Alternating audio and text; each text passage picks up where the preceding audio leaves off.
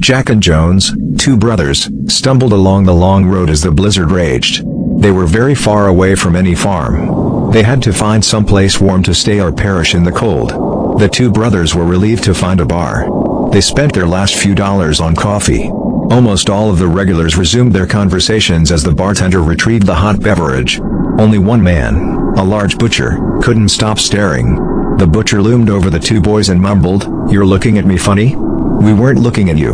We were simply enjoying the fire to keep warm," Jones explained. The butcher yelled, "Are you calling me a liar?" Jack hurriedly waved his hands and shouted, "We didn't say that." He accidentally striking the butcher on the arm. Bump. That was a touch of doom. The butcher grabbed Jack by the throat. He yelled, "No one hits me and gets away with it." He threw Jack into the massive fireplace fire. The bar was silent for a moment in shock. Jack screamed as flames consumed him from head to toe. Jones screamed in panic. Jack staggered away from the fireplace as his younger sibling desperately tried to put out the flames with his tiny hands. The butcher watched over them with a sadistic grin as the burning boy eventually passed out and his cries faded. The butcher turned to Jones and said, "Your turn." Suddenly petrified, Jones ran screaming into the raging snowstorm. It was not until the following spring that the little boy's frozen body was discovered. When Jack and Jones had been dead for 10 years, the butcher came strolling down the road the two brothers had once taken one evening. He had heard tales of a ghost, but he had written them off as spooky tavern talk.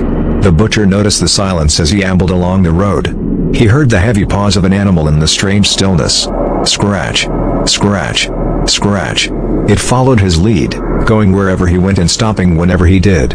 Suddenly, the butcher turned around, his heart beating wildly. A huge black wolf with icy blue eyes and pointy white teeth stood before him.